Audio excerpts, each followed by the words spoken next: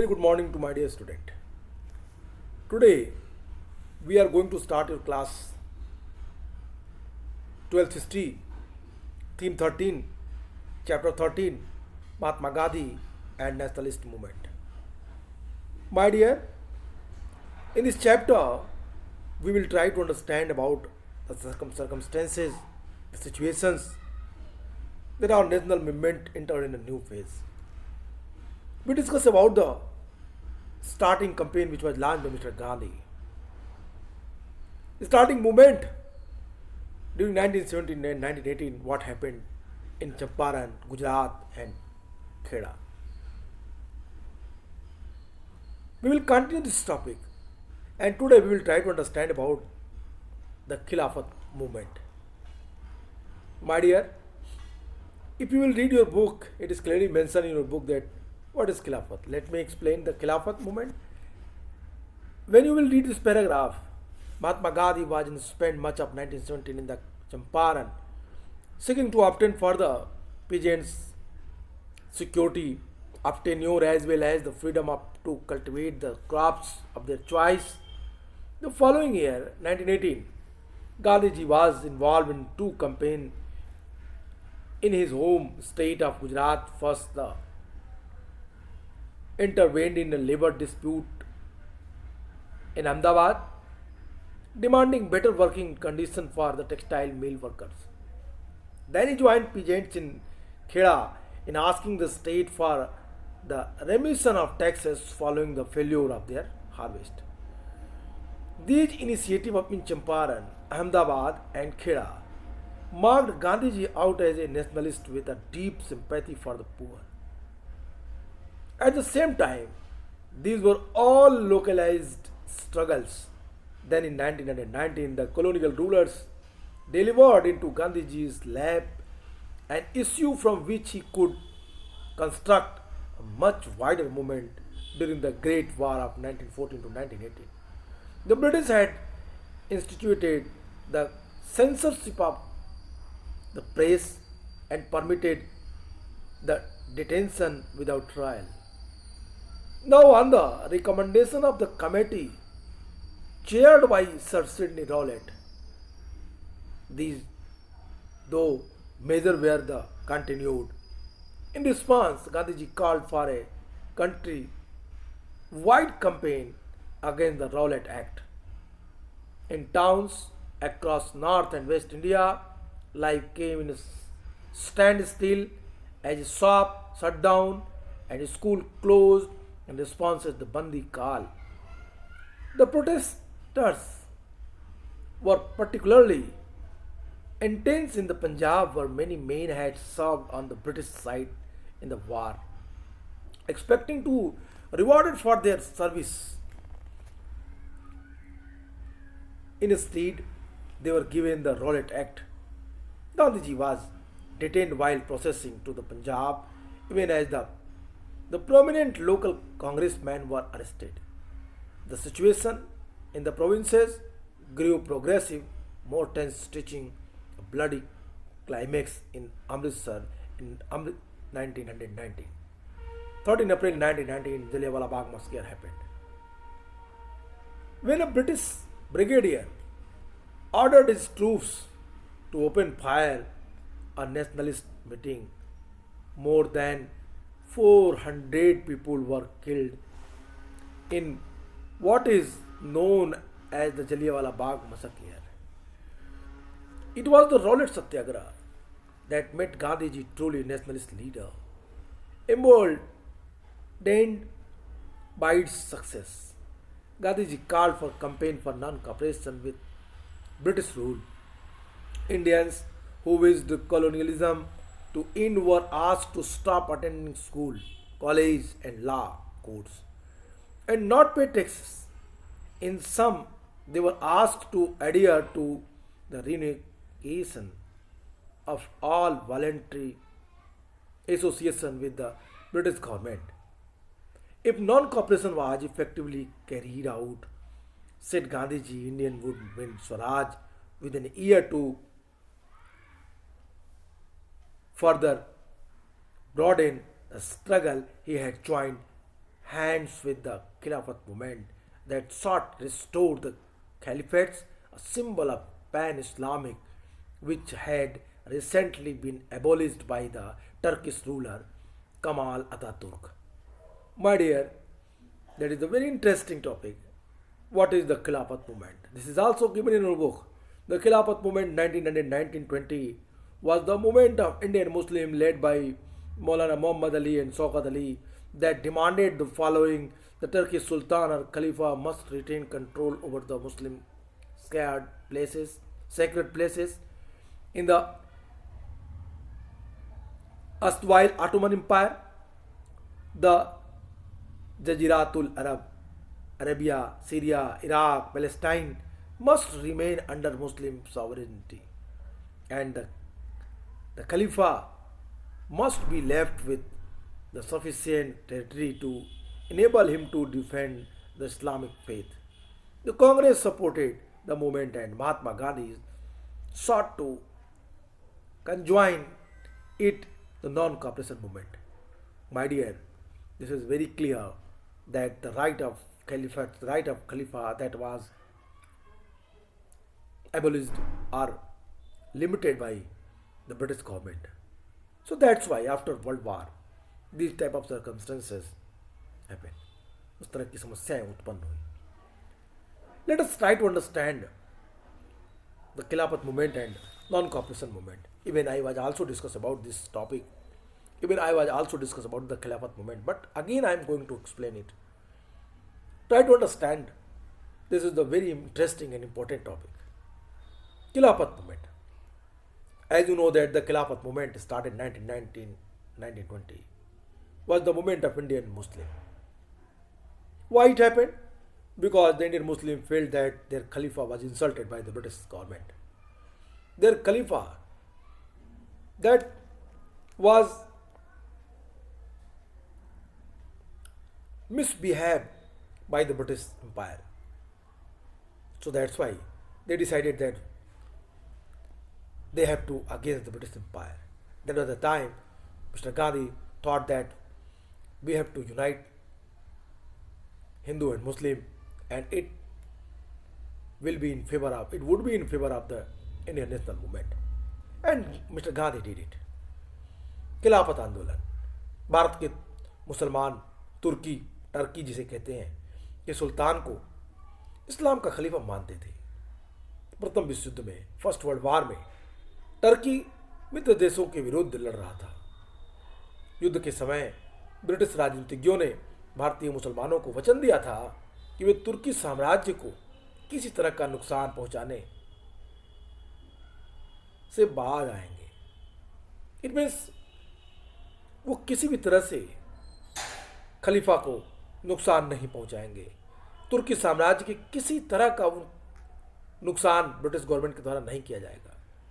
लेकिन युद्ध की समाप्ति के बाद ब्रिटिश सरकार ने तुर्की साम्राज्य के विघटन करने का निश्चय किया, जिसने भारतीय मुसलमानों की सहानुभूति तुर्की के प्रति हो गई. तुर्की जो कि पहले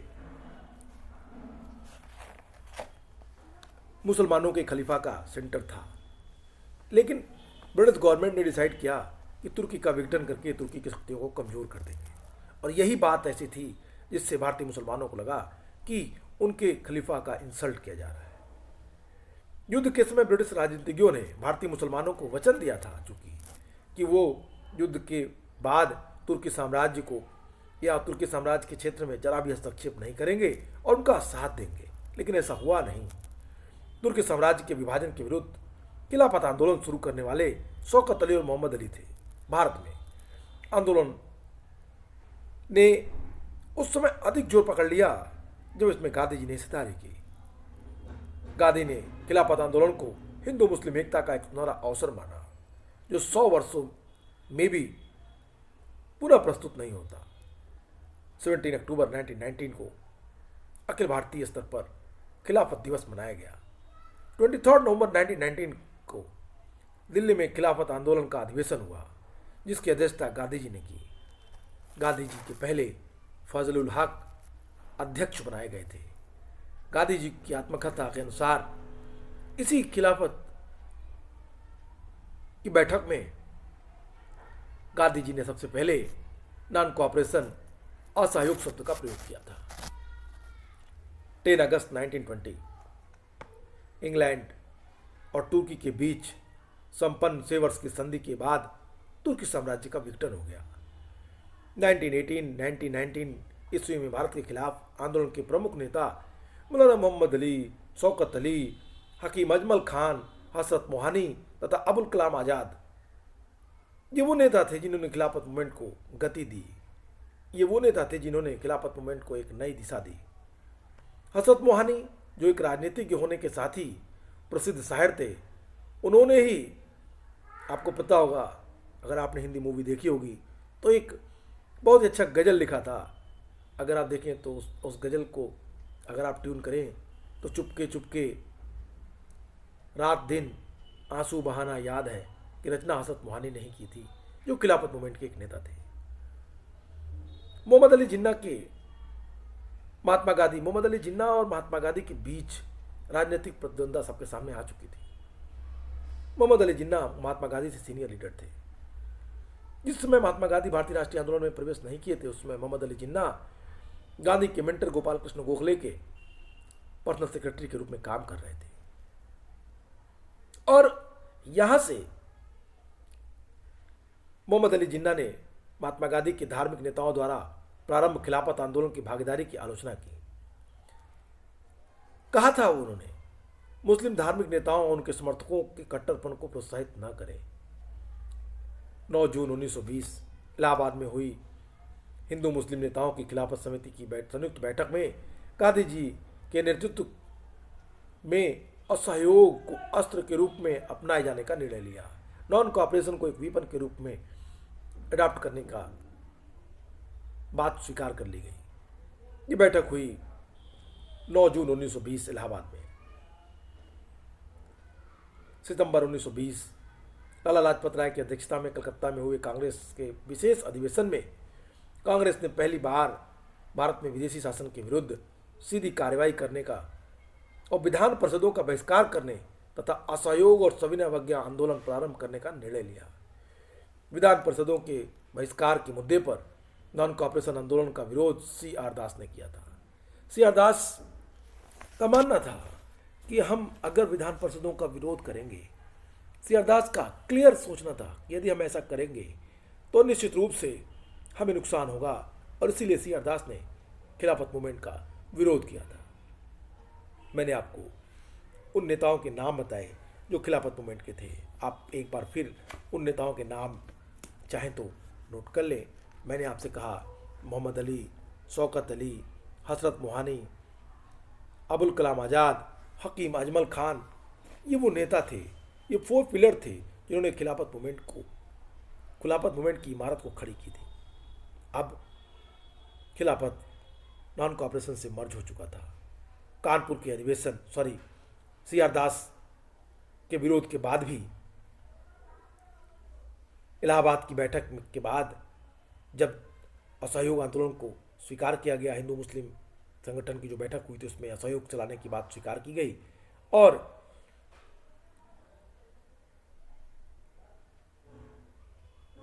यह आंदोलन कांग्रेस के विशेष अधिवेशन में सितंबर 1920 में कलकत्ता के अधिवेशन में लाला लाजपत राय की अध्यक्षता में स्वीकार भी कर लिया गया। इस बात से कई सारे कांग्रेस के नेता नाराज हो गए, जिसमें Annie Besant, Bipin Chandra Pal, G.S. Khaparde जैसे लोग भी थे जो C.R. दास के साथ इस आंदोलन का विरोध कर रहे थे। दिसंबर 1920 नागपुर के कांग्रेस अधिवेशन, वार्षिक अधिवेशन में असहयोग आंदोलन का प्रस्ताव पारित कर दिया गया। गांधी जी इसी समय घोषणा की कि 1 वर्ष में आज़ादी मिल जाएगी। अबुल कलाम आज़ाद ने इस आंदोलन के प्रचार में अपनी पत्रिका अल हिलाल के माध्यम से सहयोग किया। 1924 में यह आंदोलन उस समय समाप्त हो गया जब तुर्की के कमाल पाशा के नेतृत्व में बनी सरकार ने खलीफा के पद को समाप्त कर दिया। ये था एक खिलाफत मूवमेंट का समाप्त होना। 1924 तक आते आते खिलाफत मूवमेंट पूरी तरह से समाप्त हो गया, लेकिन खिलाफत मूवमेंट ने नॉन कोऑपरेशन मूवमेंट को एक गति दे दी। गांधी ने non cooperation movement India wide level पर चलाने का एक सफल प्रयास किया। गांधी जी ने भारतीय राष्ट्रीय कांग्रेस के नागपुर अधिवेशन में असहयोग के प्रस्ताव को पारित कर दिया गया था। अब कोई बाधा नहीं थी कांग्रेस की तरफ से भी, और इस तरह कलकत्ता अधिवेशन में इसकी पुष्टि भी हो गई। इसी समय कांग्रेस के संविधान में 2 महत्वपूर्ण अमेंडमेंट लाए गए। कांग्रेस के कॉन्स्टिट्यूशन में 2 अमेंडमेंट ये था कि पहला अमेंडमेंट था भारतीय राष्ट्रीय कांग्रेस के कॉन्स्टिट्यूशन का जो लक्ष्य ब्रिटिश साम्राज्य के भीतर स्वशासन का था, उसके स्थान पर अब स्वराज्य का लक्ष्य संभावित किया गया। स्वशासन की जगह स्वराज्य की बात नॉन कॉपरेशन मूवमेंट में सबसे पहले की गई। और दूसरा कांग्रेस के कॉन्स्टिट्यूशन में जो चेंज लाई गई वो थी कांग्रेस संगठन में क्रांतिकारी परिवर्तन किए गए। रचनात्मक कार्यक्रम, क्रिएटिव वर्क तैयार किया गया, क्रिएटिव प्लान किया गया, और इसके लिए कुछ कार्यक्रम भी तय किया पार्टी ने। जैसे क्या क्या थे? सभी वयस्कों को, सभी एडल्ट को कांग्रेस की सदस्यता प्रदान करना, 300 सदस्यों वाली ऑल इंडिया कांग्रेस कमेटी का गठन करना, स्टेट, डिस्ट्रिक्ट, तालुका, विलेज स्तरों पर कांग्रेस कमेटी के कई स्टेटिफिकेशन के रूप में तैयार करना, कई स्तरों के रूप में, संस्तरों के रूप में संगठन को मजबूत बनाना। लैंग्वेज के आधार पर प्रांतीय कांग्रेस समितियों का पुनर्गठन किया जाए। स्वदेशी, विशेषकर हाथ से कताई और बुनाई को प्रोत्साहन देना। हिंदुओं को अनटचेबिलिटी के अगेंस्ट कार्य करना, अनटचेबिलिटी का निवारण करना। और 7वां पॉइंट था हिंदू मुस्लिम यूनिटी का संवर्धन और यथासंभव हिंदी का प्रयोग करना। गांधी ने भारतीय राष्ट्रीय कांग्रेस के संविधान में 2 बड़े बदलाव ला करके इन 7 नीतियों का इंप्लीमेंटेशन कर दिया। 7 नीतियों को यदि ध्यान से देखें तो ये क्लियर हो जाता है कि गांधी जी ने जनता की नब्ज पकड़ ली थी। गांधी जी ने कांग्रेस को एक नए तरीके से यूनाइट करने का प्रयास शुरू कर दिया था। जब गांधी जी की 7 बातों को ध्यान से पढ़ेंगे तो सबसे पहले गांधी जी ने कहा कि अब आज के बाद से भारत के सभी वयस्क, सभी एडल्ट कांग्रेस के मेंबर बनेंगे। दूसरा पॉइंट था कि गांधी जी ने कहा कि 300 सदस्यों वाली Congress committee, Akhil Bharatiya Congress committee, all India Congress committee का गठन किया जाएगा। अगला पॉइंट था कि डिस्ट्रिक्ट लेवल पे, तालुका लेवल पे, गांव के स्तर पे कांग्रेस के कई संस्थानों का विकास किया जाएगा। भाषाई आधार पर प्रांतीय कमेटियां बनाई जाएंगी। स्वदेशी, विशेषकर हाथ से बुने हुए कपड़े, खादी की बात, सबको खादी पहनने, स्वदेशी वस्तुओं का प्रयोग करने की बात सभी से अपील की गई। हिंदू और मुस्लिमों के बीच यूनिटी की बात की गई, इसका संवर्धन हो, हिंदी का ज़्यादातर प्रयोग किया जाए। और उससे एक कदम और आगे बढ़ के गांधी जी ने कहा कि हिंदुओं में जो अस्पृश्यता की भावना है, जो ऊंच नीच की भावना है, इसे भी समाप्त किया जाए। गांधी जी अपने इस क्रिएटिव आंदोलन से जनता को अपनी तरफ आकर्षित करने में सफल रहे। गांधी जी ने कहा था कि यदि आप लोग इस सारे नियमों का पालन करेंगे तो 1 वर्ष के अंदर अंदर स्वराज्य आपको प्राप्त हो जाएगा, मैं आपको स्वराज्य दिला दूंगा। असहयोग आंदोलन 1920 to 22। अब सितंबर 1920 में असहयोग आंदोलन का कार्यक्रम पर विचार करने के लिए कलकत्ता में कांग्रेस महासमिति का अधिवेशन आयोजित किया गया। इस अधिवेशन में गांधी जी ने असहयोग प्रस्ताव पेश करते हुए कहा कि अंग्रेजी सरकार शैतान है जिसके साथ सहयोग संभव नहीं। अंग्रेजी सरकार को अपनी भूलों पर कोई दुख नहीं, अतः हम कैसे स्वीकार कर सकते हैं कि नवीन व्यवस्थापिकाएं हमारे स्वराज्य का मार्ग प्रशस्त करेंगी। स्वराज्य की प्राप्ति के लिए हमारे द्वारा प्रगतिशील, अहिंसात्मक और सहयोग की नीति अपनाई जानी चाहिए। गांधी जी के इस प्रस्ताव का विरोध करते हुए एनी बेसेंट ने कहा, यह प्रस्ताव भारतीय स्वतंत्रता का सबसे बड़ा धक्का है, एक मूर्खतापूर्ण विरोध तथा समाज और सभ्य जीवन के विरुद्ध संघर्ष की घोषणा है। यहीं पे एनी बेसेंट ने महात्मा गांधी को राजनीति में बच्चा कहा था। फिलहाल कांग्रेस की ये बैठक जो कलकत्ता में हो रही थी, जहाँ पे गांधी जी का ये स्पीच था कि अंग्रेजी सरकार शैतान है जिसका अब हम सहयोग नहीं कर सकते, अंग्रेज सरकार को अपनी भूलों पर कोई दुख नहीं है, अतः हम कैसे स्वीकार कर सकते हैं कि नवीन व्यवस्थापिकाएं हमारे स्वराज का मार्ग प्रशस्त करेंगी। स्वराज की प्राप्ति के लिए हमारे द्वारा प्रगतिशील अहिंसात्मक असहयोग की नीति अपनाई जानी अब जरूरी हो गई है, जिसका विरोध कांग्रेस के अंदर वयोवृद्ध नेताओं ने किया।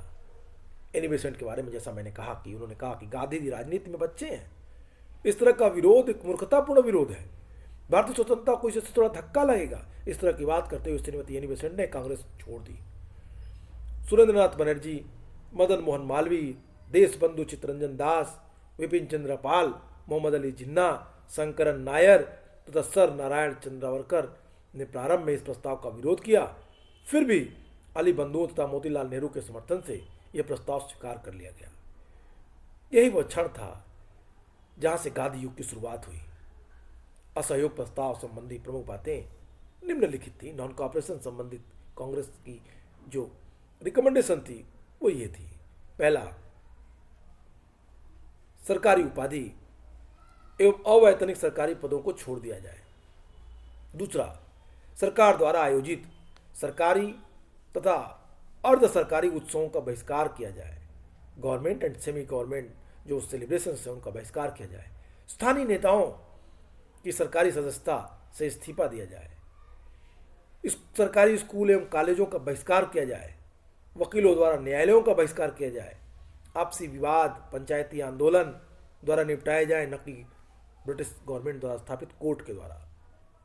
अब सैनिक असैनिक कर्मचारियों जो मेसोपोटामिया में जाकर नौकरी करते हैं वो मेसोपोटामिया जाने से इनकार कर दें और विदेशी सामानों की तो पूर्णतः बहिष्कार किया जाए। ये 5 बातें असहयोग आंदोलन के महत्वपूर्ण आयाम बने। इस तरह से मूवमेंट एक नए चरण में प्रवेश कर रहा था। हम इसके बाद अपनी अगली क्लास में देखेंगे कि किस तरह से गांधी की रिकमेंडेशन और उसका प्रभाव कैसे हुआ। आज के लिए इतना ही, फिर मिलेंगे नेक्स्ट क्लास में। Goodbye and take care.